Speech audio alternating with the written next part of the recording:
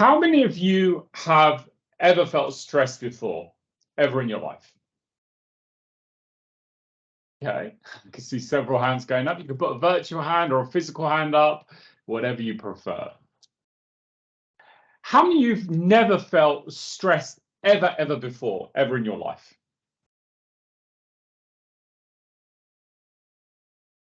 Okay, doesn't look like many hands going up for that one. How many of you feel that there's still a lot of work to do when it comes to tackling the barriers associated with dealing with stress, poor mental health, and poor well-being? Again, several hands going up there. Absolutely, and that's why we are here. My name is Neil Shah. I am the Chief De-Stressing Officer at the Stress Management Society and the Chief Insights Officer at International Wellbeing Insights. We came into existence 20 years ago, actually, just a week short of 20 years ago. We came into existence to essentially create a happier, healthier, more resilient world. And sadly, not through lack of effort, it feels like we're further away from that goal than when we came into existence 2 decades ago. And effectively, we spent the last 20 years raising awareness and campaigning for better support, better provision, and better awareness around stress management and mental health issues. And I think there's still a lot of work that we need to do.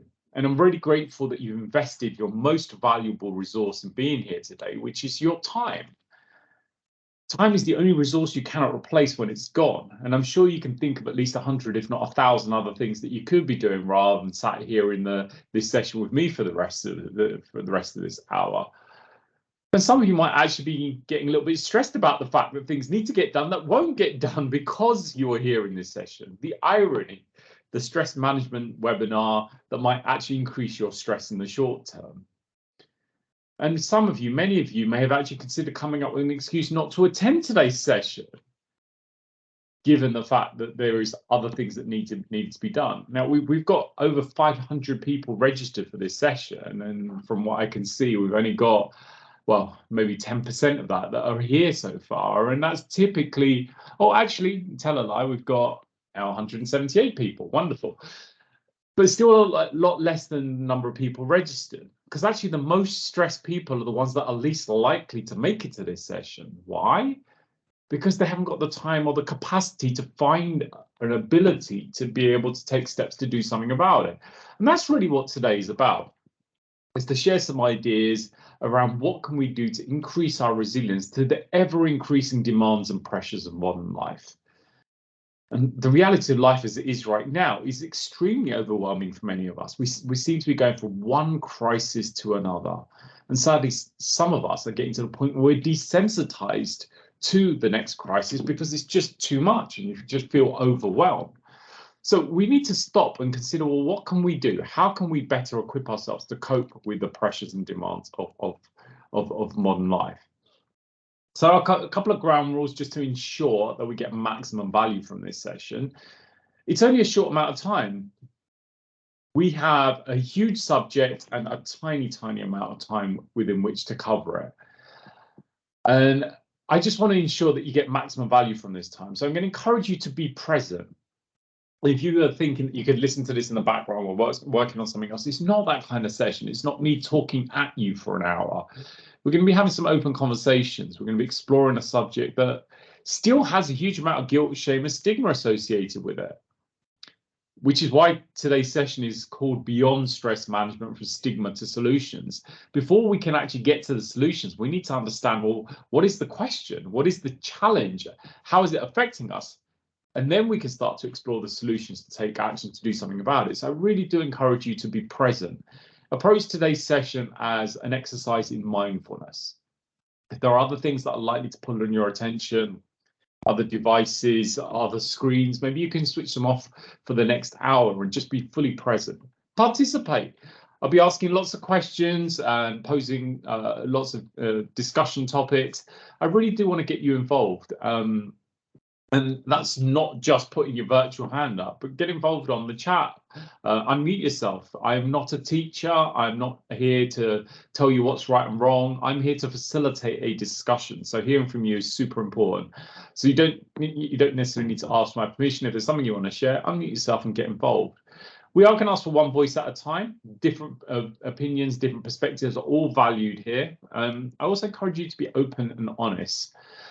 We do also ask, given the fact that there's now 200 of us here in this session, that we do maintain Vegas rules in this session, which means what's discussed and shared here, particularly people's personal stories and experiences, I ask you kindly, please don't share them outside of this session. So, what we discuss and share in this session stays here. There are only two caveats to that. Anything that I offer, any ideas, suggestions, frameworks, case studies that I offer, you have my full permission to share that with anyone that's willing to listen. And the only other caveat is for safeguarding reasons. If anything's mentioned in this session impacts your safety or the safety of others, that's the only other reason that confidentiality will be broken. So let's start with a question around this issue that has resulted in your investing your valuable time in being here at this session, which is this issue around stress. Today is National Stress Awareness Day. It's an opportunity to raise awareness around this issue that we've all experienced. But what is it? What do you experience when you get stressed? What happens? So I'd love to hear from some of you. And, if you are happy to, unmute yourself, jump on the microphone. It'd be really good to hear some of your experiences as to what happens to you when you get stressed.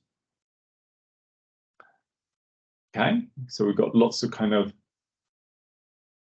fatigue, tiredness, trembling, tight chest, losing sleep, depression, can't think clearly, feeling overwhelmed. Okay, fantastic. Has anyone got anything you'd like to share? You're happy to jump on the microphone to share kind of your experiences. I see a few hands up. Feel free to unmute yourself. I've got Diane, Justina, Fozia, Carla, you've got your hands up. Feel free to unmute yourself if you've got something you'd like to share.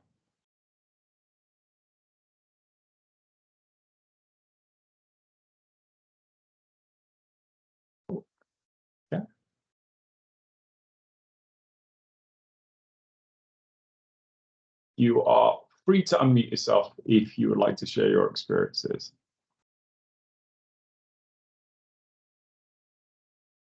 So, yeah, Justina, Fozia, Georgina, your mics are open if you'd like to share.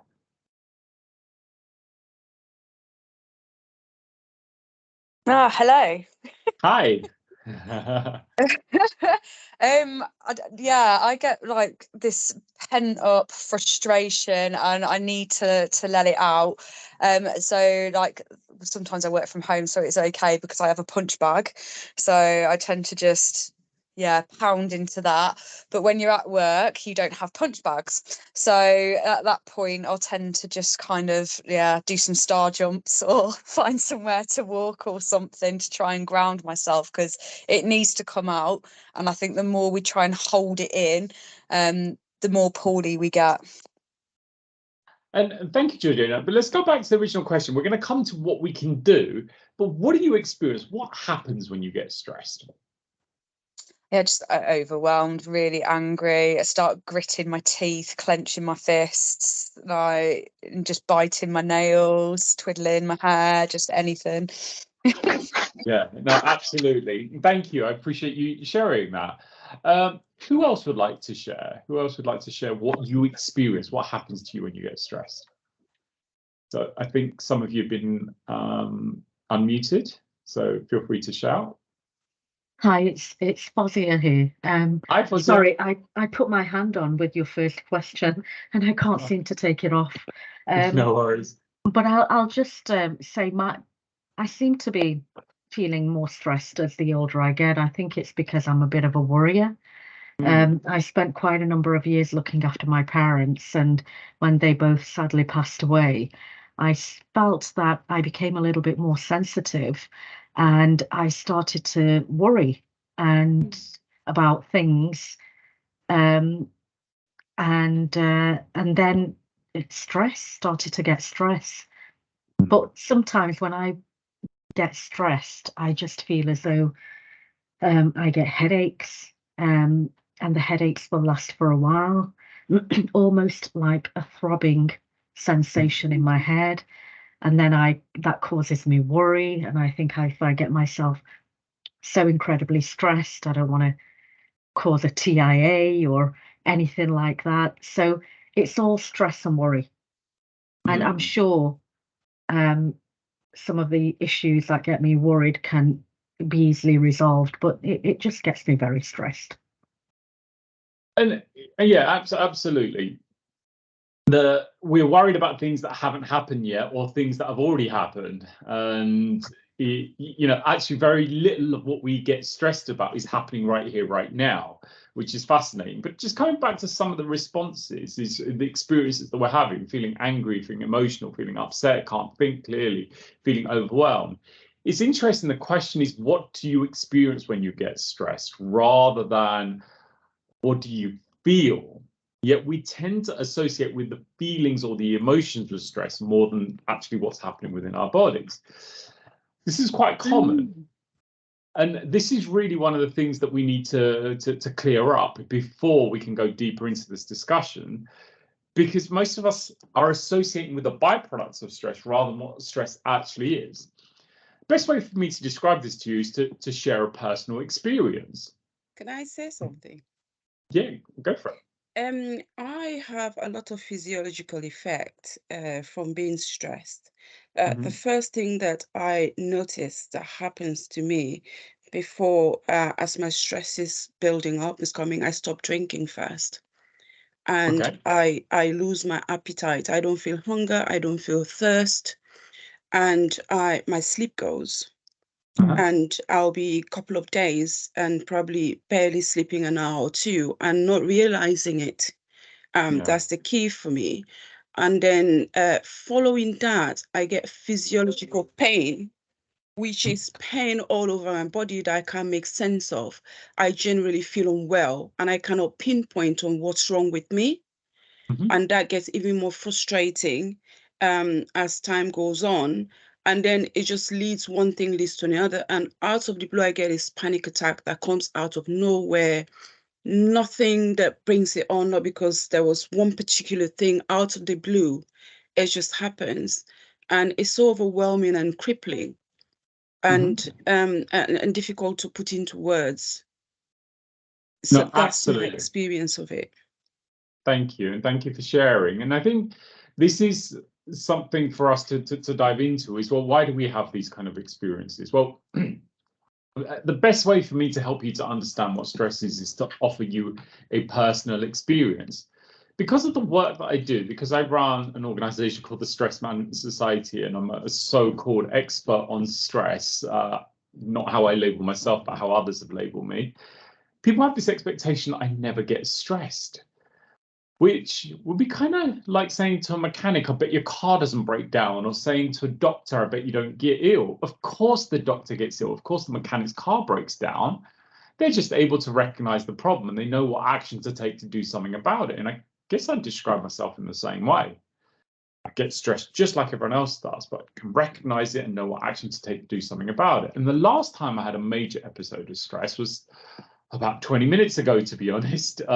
We logged onto this call 15 minutes in advance just to make sure everything was working. And the last webinar, we had a problem where every time someone joined, it would ping, and it was quite a loud ping, which meant that it was disruptive for the session. And knowing we've got several hundred people that were joining, I was trying to get the notifications turned off, and it was getting closer and closer to midday. Couldn't figure out. And at one point, I had most of the team in the room trying to figure it all out. I'm thinking, oh my God, we're going to have 200 people here starting this session, and the whole team are going to be bent over this computer trying to sort out the technical issues.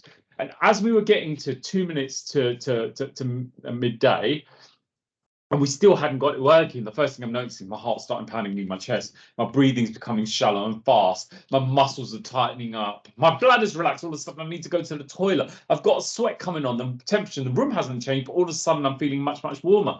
I'm feeling angry and hostile for this technology. It never seems to work when I need it to. Muscles are tensing up. My blood pressure's risen. My blood sugar's risen. Okay, I'm exaggerating a little bit, but how many of you can relate to some of those symptoms? Yeah, absolutely. I can see a few nodding heads, plenty of hands going up.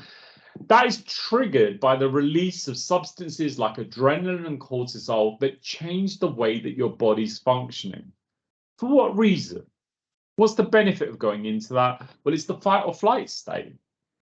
My body doesn't know the difference between technology not working properly and a saber-toothed tiger. It's the same hormones that are produced, the same physiological reaction occurring within my body to equip me to fight that saber-toothed tiger or run away from it to the best of my ability. And how is my body preparing itself to fight or run? Well, firstly, my body needs to send energy to the areas that are going to best equip me to fight hard or run fast, which are arms, legs, hands, and feet. Now, how do we distribute energy around the human body? With oxygenated blood. So if I want more energy in my hands, legs, arms, and feet, I need to send oxygenated blood to those areas. I can't produce blood at will like that, so I have to send it from somewhere to these particular areas. What is the most blood-hungry organ in the human body? What organ uses the most amount of oxygenated blood? The brain. So if we need to send extra blood to arms, legs, hands, and feet, we take it from the brain. The reason, my friends, that we feel panicky, anxious, overwhelmed, we can't think clearly, we can't problem solve, think laterally, think creatively, your brain is literally being drained of oxygenated blood, in particular the frontal lobes. You're set up in fight or flight to make reactive decisions. Do I punch? Do I kick? Do I block? Do I defend? Do I climb the tree? Do I dive under a bush? You're not set up to problem solve, think laterally, and think creatively. So you have less oxygenated blood in your brain. That is why we have those feelings of panic and anxiousness. And as the lady shared earlier, sometimes panic attacks come on because we literally, our brain's drained of oxygenated blood and we're talking ourselves into a panic attack. Oh my God, something bad's going to happen. I'm having a panic attack. I'm having a panic attack. And that literally leads to you having this kind of this reaction that triggers the panic attack. In addition to that, immune system, I'm sure many of you are aware, during periods of stress, you are much more likely to get ill. You're significantly more susceptible to illness when you are stressed. Why is that? It's another system that is not required if you're being attacked by a saber-toothed tiger. So you've got higher brain function, the immune system, digestion. Many of you will have experienced digestive problems when you're stressed. Again, you don't need your digestion working efficiently or effectively if you're about to be eaten by a saber-toothed tiger. So that's another area of the body that gets less oxygenated blood, which over time can lead to things like irritable bowel syndrome, bloating, Crohn's disease, and various other issues. It can lead to sexual dysfunction. Again, another system that's not required for immediate survival, because your body has quite literally gone into survival mode. We are not designed to live in this state. You are designed to experience stress just long enough to do what's necessary to remove yourself from the source of danger. Yet most of us, particularly over the last 3 or 4 years, are constantly in a state of stress because of the crazy things that are happening in the world around us. It's one crisis to another. And it's unsustainable. And after a while, we get exhausted, which can then sadly lead to depression. So the way that I would describe stress, our definition of stress, which interestingly came from a conversation that I had on a plane on my way to New York about 19 years ago. And I was sat next to a chap and we got talking, and eventually the conversation got round to what we do for a living. And I said to this gentleman, what do you do for a living? And he said, I'm a stress tester. I was like, wow, fascinating. What's the chances of that? I'm in stress management too. What's your background? You're a doctor, professor, psychologist, health and safety professional. And he's looking at me blankly like, what are you talking about? I said, what do you stress test? And he turned to me and he said, structures, materials. He said, recently I was working on a bridge. He was a structural engineer that specialized in stress testing, but not to people, but to objects and structures and materials. And it led to a very fascinating conversation. And this is how I'm going to ask you all to consider stress and how best to recognize stress in your life. If we consider a bridge, I live in London, and obviously the most famous bridge in London is Tower Bridge. This is a best artistic definition of Tower Bridge. And let's say on this particular day, Transport for London have gone on strike and parked all their red double-decker buses on the bridge. Those buses are filled with union reps. They're all discussing their demands, eating their sandwiches and protesting about whatever they're protesting about. And the black cabs in London have also decided to get involved because they're fed up with Uber stealing all their business. So they're parked their black cabs onto the bridge as well. We've got this storm going on in London. I can't remember what it's called, Storm Kieran or something, that's about to start. And that's led to a surge on the River Thames. The Thames barrier has been breached, and HMS Belfast has managed to get washed onto the bridge. The animals have all escaped from London Zoo, rushed onto the bridge because they smelt the food on there. We've got the protesters that have gone onto the bridge protesting about whatever they're protesting about today. There's always something different to protest about, but they're all on the bridge as well. And then we've got capacity issues at Heathrow Airport, and the mayor's sanctioned the building of a temporary runway running across the top of the bridge. We've got a couple of Airbus A380s on there. If I keep going in this way, put more pressure, more demand, more load onto the bridge, I don't care how well constructed the bridge is, whether it's Tower Bridge in London, the Golden Gate Bridge, Sydney Harbour Bridge. Do we agree every bridge on the planet, if enough pressure is applied for long enough, will ultimately collapse? Do we all agree with that statement? Absolutely. But before it collapses, how do we know? How will we be able to tell the bridge is struggling?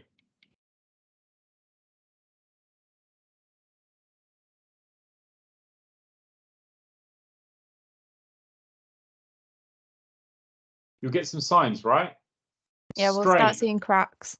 Cracks, absolutely. Groaning, creaking, fractures, buckling. Loads and loads of feedback to suggest the bridge is not bearing the load effectively. When you get that feedback, the bridge hasn't collapsed yet, but it's threatening to do so, right? The bridge can only bear a certain amount of load for so long before it collapses. When it gives you that early feedback, it leaves you with one of two options to prevent the bridge from going on to collapse. What are your options? What could you do? One of two things. Any suggestions? Shore it up, absolutely. Concrete blocks, iron girders underneath to better equip it to load. Someone suggested jump. Well, that's obviously a bit too late, but before we jump ship, let's think about what we can do to save the bridge.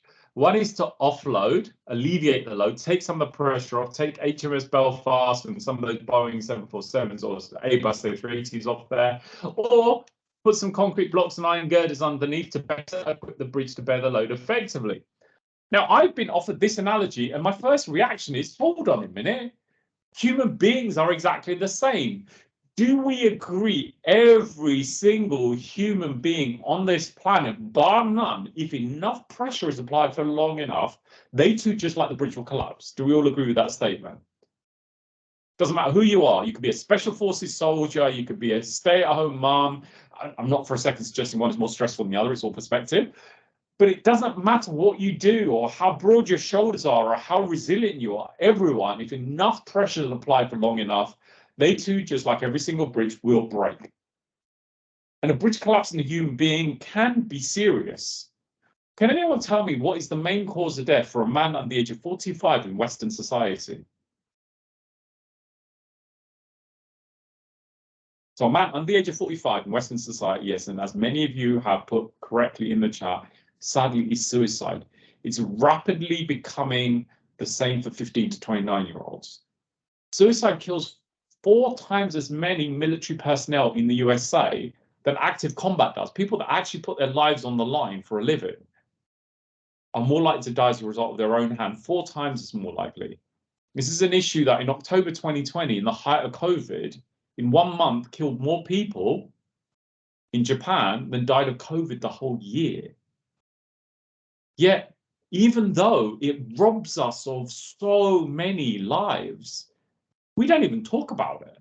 We don't have round-the-clock counters for cases of mental health or deaths as a result of it. Because if we did, I think most people would be shocked and horrified. That for me is a big concern, that in 2023, we've made so many advancements in society with technology and with medicine and with AI and all of these things. We are still losing so many people unnecessarily to issues around mental health. And why? Why are we still not even comfortable talking about it? Because we still have so much guilt, shame, and stigma associated with this. We don't know there's a problem till it's too late. In the UK, we have woeful lack of provision. The Met Police in London announced today they were going to be massively reducing the amount of time they spent on mental health support because they don't have the resources and they're not trained. But then where do you go? Average wait time, if you phone one of the charities, is up to 2 hours being on hold. You'll be lucky to get access through your primary care physician in the NHS because they don't have the resources on the funding. And elsewhere in the world is pretty much the same. So we've got an issue where more and more people are suffering and less support is available. So we need to get better at this, and we need to get better at picking this up early and recognizing long before anyone gets anywhere near the point their bridge collapses that they are struggling. And this is really where we need to consider how we as a society get better at destigmatizing the subject, at talking about it, and being able to express ourselves. Because our definition of stress is when the demand made on an individual exceeds their resources or their capacity to cope with that demand. Sadly, most of us are subjected to demands which is greater than the resources we have available. Even if it's not stuff happening in your life, it's just stuff that's happening in the world that is obviously increasing our stress levels, it's increasing pressure on us. So just want to go back to this question of recognition. What does it look like when your bridge is bowing and buckling? How do you know your bridge is too much on it? What will happen? I know for me, comfort eating, food is one of the things I turn to. I stopped drinking a few years ago, so don't turn to alcohol or or anything like that. I don't have any other vices. I don't smoke, but I tend to want to escape into television or food. I recognize it and take action against it, but I know that that's kind of like I just want to switch off and unplug from the outside world by reading a book or watching TV and not thinking about anything. So some of you are suggesting being withdrawn, not sleeping, lack of self-care, struggle to sleep, food, movies, sleep. That definitely can relate to that, Anka. I want to jump on Mike and just talk about, well, what does it look like when your bridge is really struggling, when your bridge is not in a good place? How will you know? What will the experience be like? Go for it, Neil. You've got your hand up. Any of you got your hands up? Please unmute yourself. Just jump on. Hi, everybody. Hi. I think for a 58-year-old dinosaur that's got stress, anxiety, and depression at the moment and off of work, it's everything that we've spoken about so far. You don't think it's actually going to happen to you.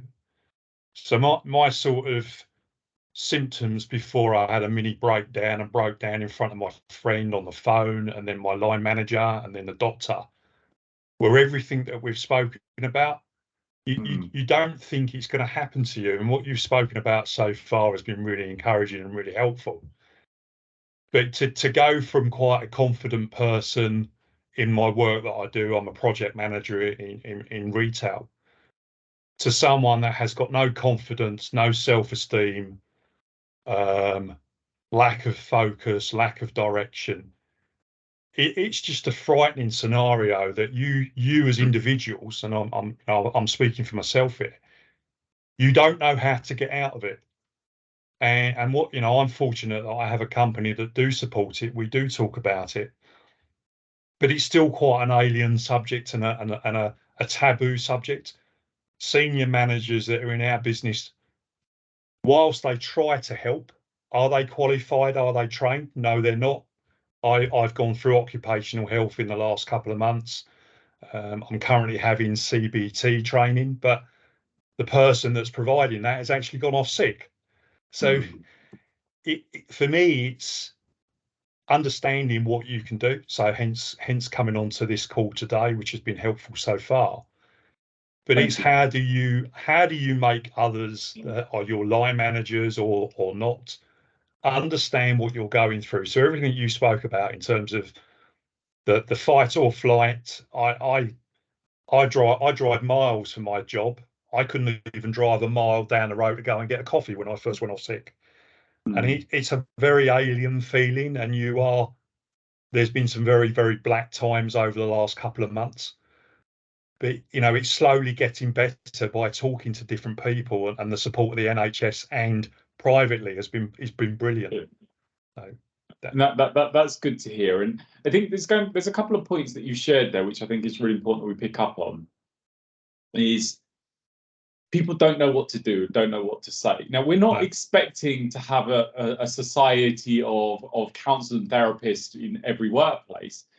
But what we are encouraging you all to consider is how can we be better human beings, more compassionate, more empathetic? And it's not having the answers, but just being willing to listen.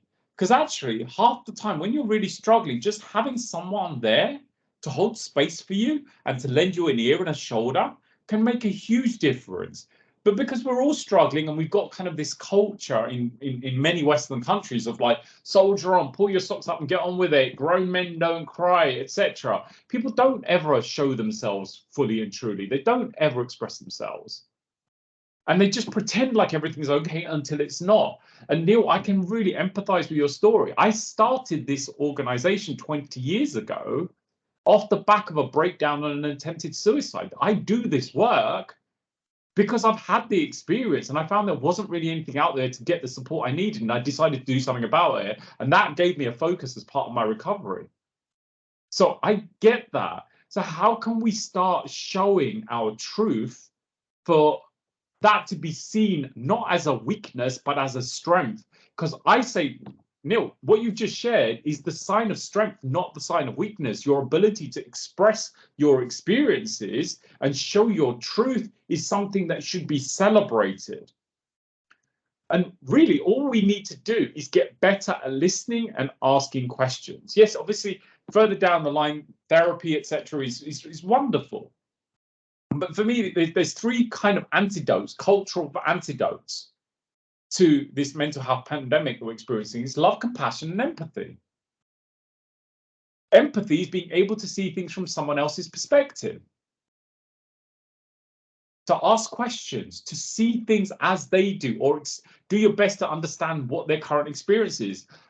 Love, which essentially I'm talking about unconditional positive regard, whether you agree with them or not, is being able to show love and compassion towards their perspective.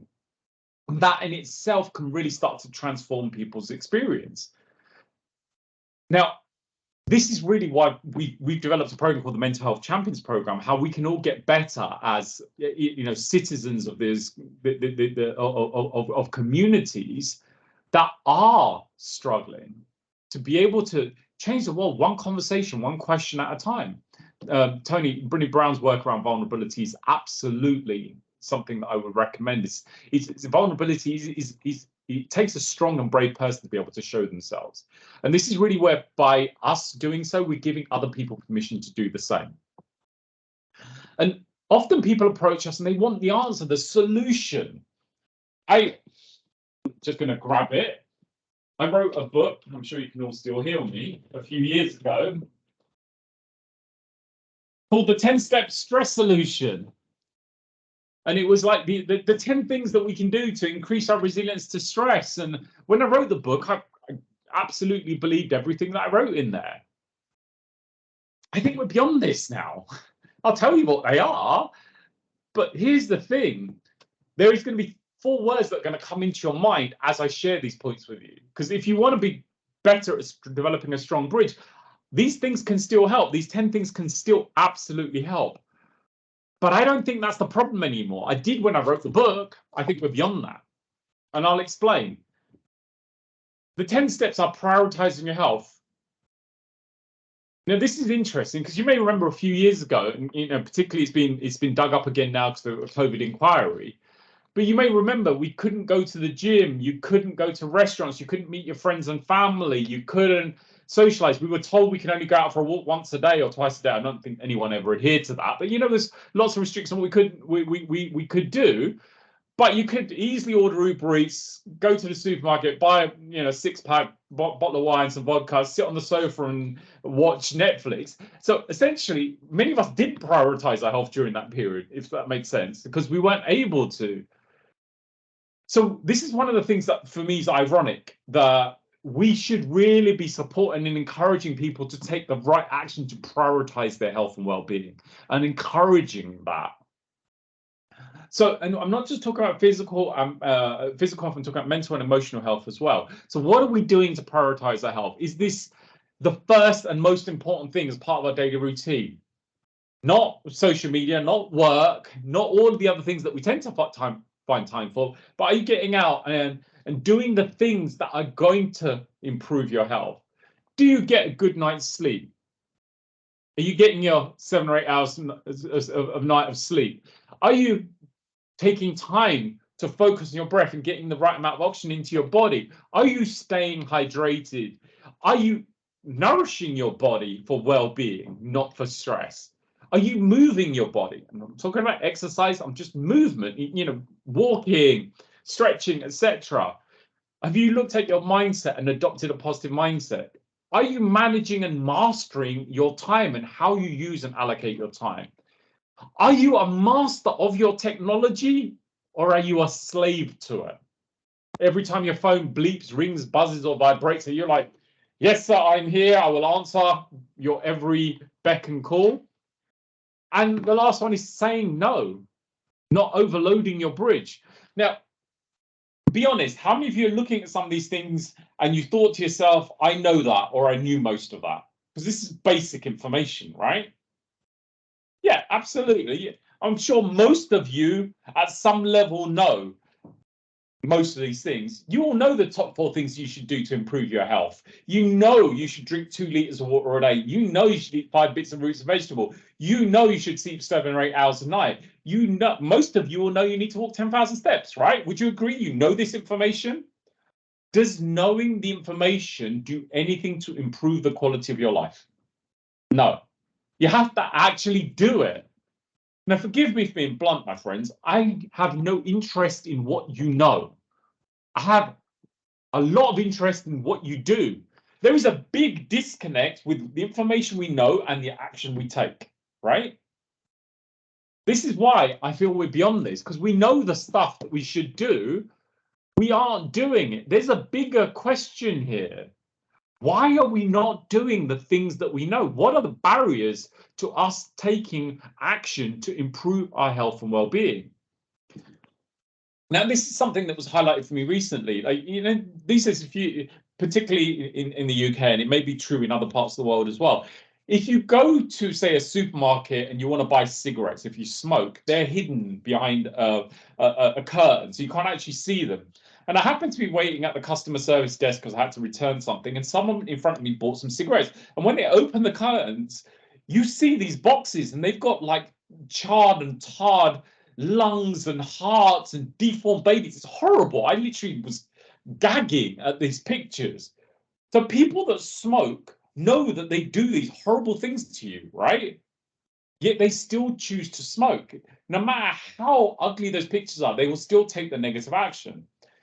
Now, on the flip side, we know the dangers of stress and poor mental health. We've seen the impact to this, particularly over the last few years. Like, most of us have directly or indirectly had a first-hand impact of things that have affected our mental health.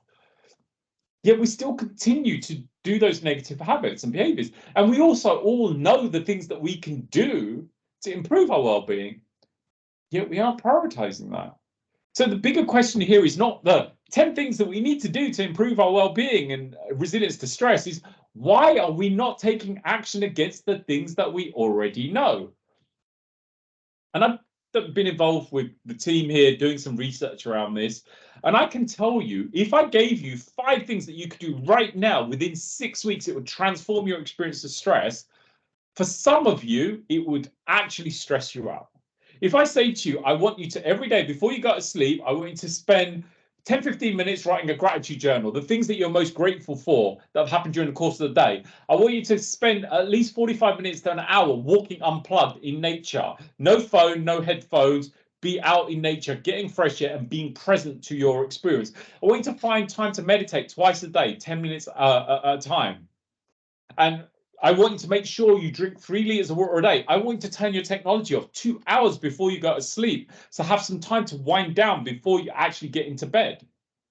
If I kept going in this way, some of you are going to be like, Neil, you're stressing me out at the thought that I need to find time to do all of these things to manage my stress. How many can feel that managing your stress can actually add to your stress?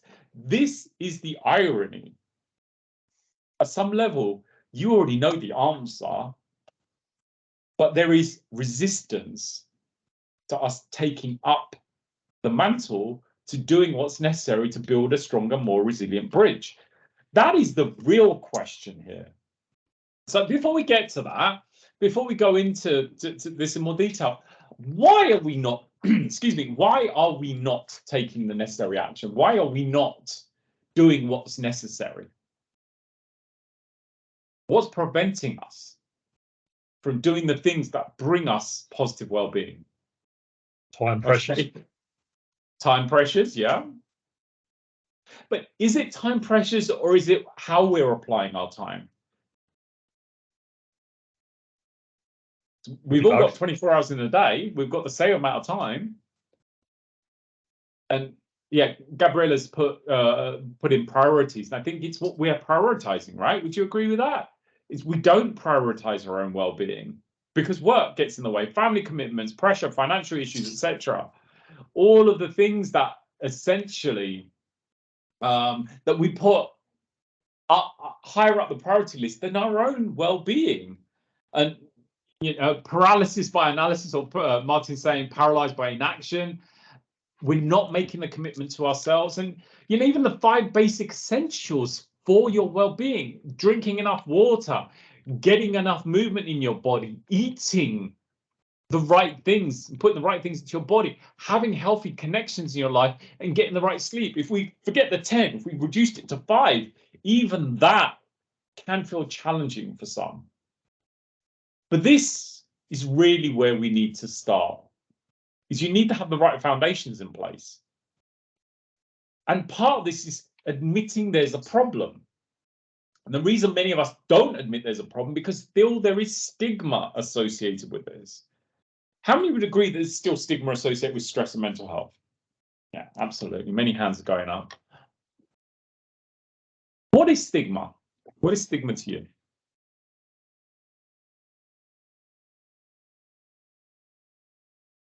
Because until we tackle the stigma, we can't really move forward. That's why we aren't really making progress. We haven't really tackled the stigma. And so some people say ignorance, weakness, judgment, fear of feeling embarrassed or ashamed. Yeah, I've seen lots and lots of responses coming in. It's kind of 2 aspects to stigma. There is stigma is essentially something seen in a negative way because of a particular characteristic or an attribute. But there's 2 aspects to stigma. There's the public stigma, the reaction that the general population has towards people that are struggling with mental health, mental illness, or even stressed out and overwhelmed. And then there's the the self-stigma, where we internalize the public stigma and stereotypes, and we start to feel ourselves that we're not good enough, we're weak, we can't cope, if that makes sense. So we got to tackle how we feel about this, as well as tackle the general narrative. And until we start reframing that, more and more people are just going to suppress, repress, and internalize their experience. And we don't know there's a problem until it's already too late. And you know, there's some stats there on the screen. I'm not going to read them out, but it's a huge issue which most of us have experienced. The vast majority of us will experience this in any given moment. So how do we prevent these stats and these numbers getting higher? Well, there's a couple of things for us to consider. Particularly right now, every time you pick up a newspaper, you log onto a news channel, you're on social media, you're reminded of terrible, tragic things that are happening in this world, of which there are many. But many of these things are outside of our control, and we get overwhelmed. And a lot of the things that are on our bridge aren't even our things. How many of you can think of things on your bridge and they aren't even your things? They're just things that are happening in the world around. Absolutely. I find that a lot. So this is really something that I'd like to share with you today as just a starting point. I would like you to consider everything that is on your bridge and consider, are these things that are totally within your control? Are these things that are outside your control? And are these things that you have partial control over? So things that are totally in your control, what would you say are items that are totally and completely within your control?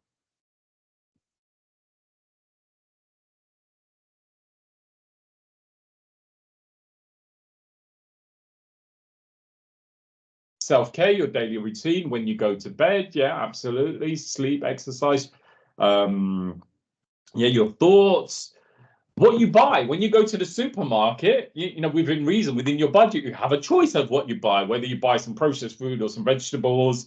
What you read, what you choose to consume. I stopped reading newspapers and watching the news about 10 years ago because I remembered I had a choice, and every time I watched the news or read a paper, it would leave me feeling down about the things that are going on in the world today.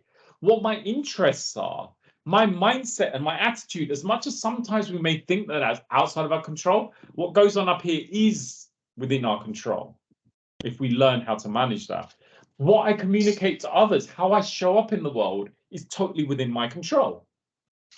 What is something that is completely outside of our control, that we have no ability to influence?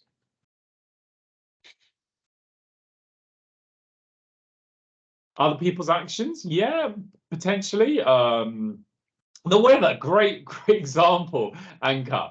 Particularly here in Britain, we spend a lot of time complaining about the weather. Even if we all hold hands around the country and we meditate and pray and sing Kumbaya, we can't change the weather.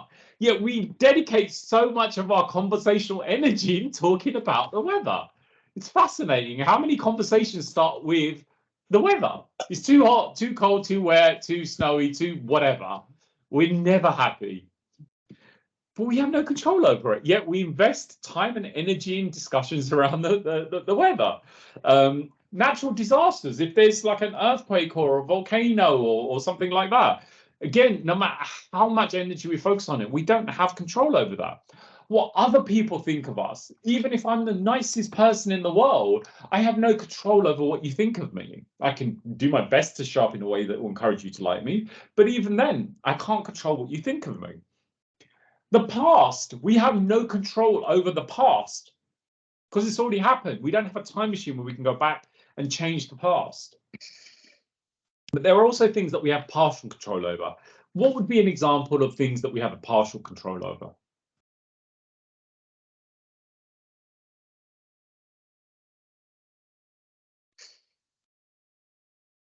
Yeah, workload, how we deal with someone else's actions. Yeah, anything collaborative. The outcome of this workshop is only partially within my control because there are 200 plus of you guys here. So we're working together here, right? So what happens at the end of this and the experience you have is only partially within my control. Anything involving community or society in your workplace, in your family, is something you have partial control over. So this is really where considering, are we putting as much energy as possible in things that we have total control over? Are we putting the things that are outside of control off our bridge, and the things that are partial control over that we are putting energy into to ensure that we're able to influence them in the right way? And I think this is really where there is a framework I want to finish today's session with, we're sharing with you, is how we change mindsets. How at this time, this crucial point we find ourselves in 2023, where many of us are struggling, we find ourselves with so many crazy things going on in the world around us. What are the 3 C's to building resilience within ourselves and society? How we can start to challenge and tackle these stigmas, to really start addressing the guilt and shame many people experience when addressing stress and mental health issues. So courage, be an example, speak up, take action, be vulnerable, show yourselves fully. Let's make it okay to not be okay. And when you share your story, you're automatically giving people permission to share theirs. Just like Neil shared his, the reason I shared my story with you today is I'm hoping by us doing so, we're giving other people permission to do the same. And yes, it takes courage. The first time I shared with anyone that I'd attempted to end my own life was 5 years ago, 15 years after it happened. It took me 15 years to build up the courage, even though I work in mental health, even though I run an organization that's running programs across the world that's helped hundreds of millions or reach hundreds of millions of people with the work that we've done. It took me 15 years to get to the point where I was comfortable sharing the depths of my own story. But the reason I knew I had to do so, how can I expect other people to show courage and show their truth if I wasn't willing to do the same? So be an example, be the first to take the step of changing mindsets around mental health. And if that means you sharing your story, just like I did, just like Neil did, you don't know who's going to hear that story that really needed to hear that today. Compassion towards yourself and others, particularly, there's obviously the conflict in the Middle East that's going on at the moment. Some people see things on one side of the story, some people see things on the other. And we've had this across the board in so many different subject areas over the last few years. How can we step back and show compassion to everyone?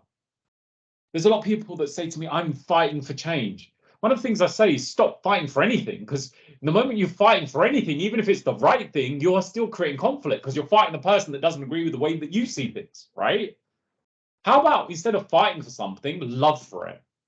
Don't fight for peace. You can't, because the moment you're fighting for anything, you're creating more conflict. If you want peace, you have to love for peace. If you want harmony, we've got to love for it. If we want a better provision around mental health, don't fight for it, love for it. And this is where we show compassion towards yourself and others, and particularly people that don't see the world the same way you do. Let's not create more conflict. There's already enough of that in this world. Understand that everyone sees things from their own perspective. And the moment we start to understand each other, the moment we can start building bridges between different perspectives. And where we start to create harmony, where we are then working together to find common solutions. And connection. I live in London, which was recently, it was awarded a title which I'm not proud of. London was voted as the loneliest city on the planet. Shocking. Why shocking? There's 8 million people that live in London. You are never alone. Yet many people in London feel lonely. More than a third of people in London feel lonely. Something like 75% plus of people in London don't know their next door neighbours. That's tragic. So what we're experiencing, and particularly post-COVID, is the lack of connection. Many people don't turn up to a physical workplace or turn up to a physical workplace every day. We don't spend as much time in social gatherings as we used to. We found that there's been a significant shift. So we don't get as much human connection, which we actually need. So how can we foster spaces where we are able to have more connection, where we can have more human interaction? And we can work together to create connections in our family, our friends, our colleagues, where we're coming together, regardless of our beliefs or backgrounds. We are able to come together, hold each other accountable, and support each other in creating stronger communities. Because there is a direct correlation, my friends, between the degradation of community over the last 60-odd years and the increase in mental health issues and suicidality. There's a lot of research that's shown this. And what's interesting, there are areas in this world known as blue zones where people typically live to 80, 100 years of age. But it's not that they live longer, but they have a higher quality of life. And there's places in, like, I think there's one in Sicily, there's one in the Amazonian jungle, there's Papua New Guinea, the Himalayas, there's parts of northern Japan. We feel still quite rural communities where, and there was a key point of difference, because these people don't have Amazon Prime and pharmacies and hospitals and supermarkets, but what they do have that we don't is a strong sense of community. And it's not just they want a sense of community, they need it. They literally rely on each other because they need to rely on the butcher, the baker, the fisherman, etc. Everyone plays a role. And if there's one person that doesn't play the role, then the whole society, the whole community will suffer. Does that make sense? If the fisherman comes back empty-handed, it's not like you can just go Waitrose or supermarket or Tesco's to get your stuff. You need that person to fulfill a role as part of that community. And actually, they function better because they have community. Just because we have everything at the touch of a button should make our lives easier, but then we're missing the thing that is most important, which is each other. And as soon as we can start getting back to that sense of community, the sooner we can start healing. Because it's fascinating that these areas in the world that don't have the trappings of modern society have next to no instance of suicidality and very low instance of mental health. How is it that they are doing better? They are happier than we are when we've got everything at the touch of a button. So this is really where these three elements, courage, compassion, and connection. And I'm going to encourage you all right here, right now, to make a commitment to yourselves. How are you going to take action to show courage in this area, to show compassion? Not just the people you like and agree with, but to people you don't like and don't agree with. So we can start building bridges. Because if you want to create peace in the world, it starts by creating peace within ourselves, right?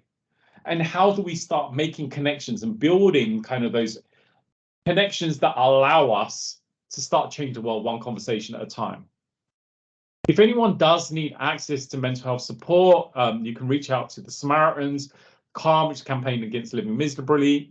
Mine, there's the Silver Line for people that might be a little bit older. You can also reach out to our website, stress.org.uk. You will have access to the recording of this session after the event at stress.org.uk/public. There is a handbook resource that goes along with it. We have, for those of you who want to get trained up to be a stronger member of your community, of your workforce, we have a program around being a mental health champion, which starts on the 28th of November. It's a 4-part program. Each session is 2.5 hours. It's normally £500, but there is a £300 discount for people that will sign up. Sorry, £200 discount for people that sign up through this link. So it reduces it to £297.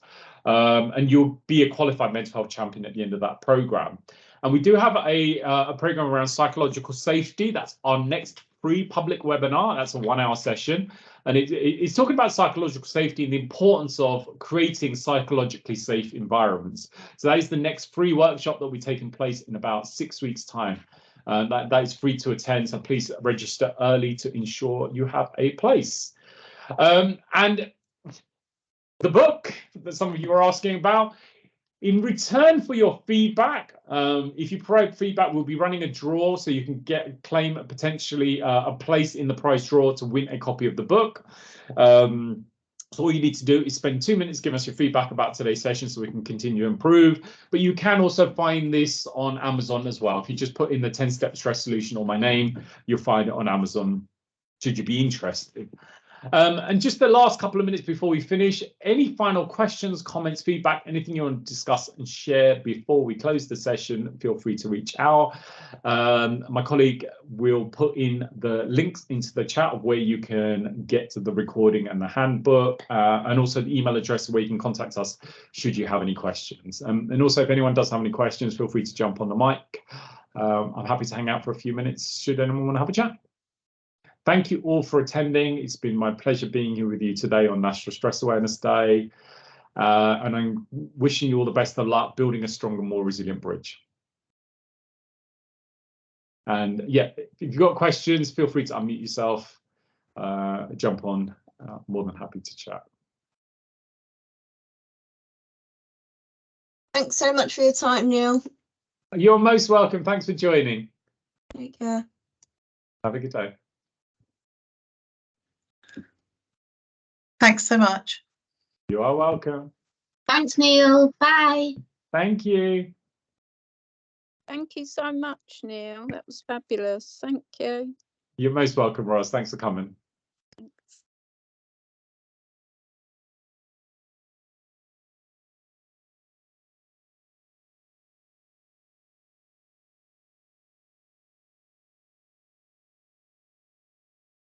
Thank you. It's inspirational. Oh, thank It's you, great Patricia. to hear you talk about your experiences and share your journey. Yeah, it's not always easy to talk about, but I do talk about it with people now and share what I've been going through, because hopefully that will support someone else. Thank you. No, I appreciate that. Thanks, Patricia. Yeah, thanks a lot. Take care. You too. Bye. Bye.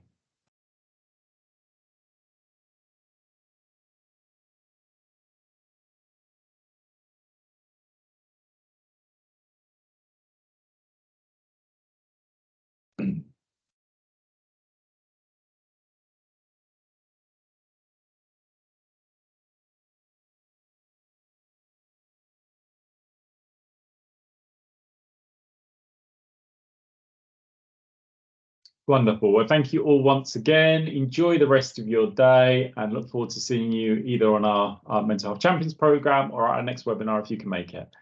And in the meantime, yeah, enjoy the rest of your day. Bye.